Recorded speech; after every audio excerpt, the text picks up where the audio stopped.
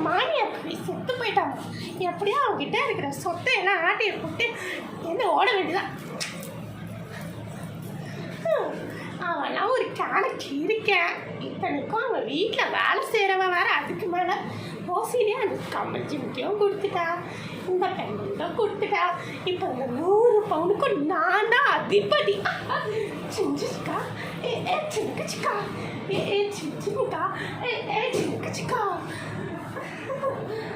ஏஞ்சி எங்கள் அம்மா இறந்து போயிருக்காங்க, நீ என்ன இது புத்தாட்டம் போட்டுருக்கீங்களா உட்காந்துங்களா? இல்லை உங்கள் கவலையை மறக்க எவ்வளோ நேரம் தான் அப்படியே கவலையிலேயே இருக்குது. அதுக்கு புத்தாட்டம் போட்டுருக்கியா? அதனால தாங்க வந்து ஆடினேன். என்ன பாட்டு அநியாயமாக தெரியல உனக்கு.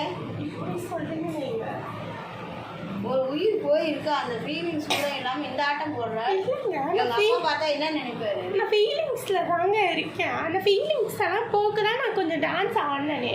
ஐயோ தலையெழுத்து ஒவ்வொருத்தரையும் வச்சு மொல்லடிக்கிறது. சரிங்க நீங்கள் போங்க, நான் டான்ஸ் ஆடுறேன். சிங்குச்சிக்கா சிங்குச்சிக்கா சிங்குச்சிக்கா. எப்படியா அவள் போயிட்டதுனால நம்மளுக்கு ஒரு தொலைவில் இல்லை. ஆனால் காசு இந்த வீடியோ உங்களுக்கு பிடிச்சிருந்ததுன்னா லைக் பண்ணுங்கள், ஷேர் பண்ணுங்கள், கமெண்ட்ஸ் பண்ணுங்கள், சப்ஸ்கிரைப் பண்ணி பக்கத்தில் பெல் பட்டனை கிளிக் பண்ணி ஆன் போட்டு வச்சுக்கோ. அடுத்த எபிசோடு வரும்.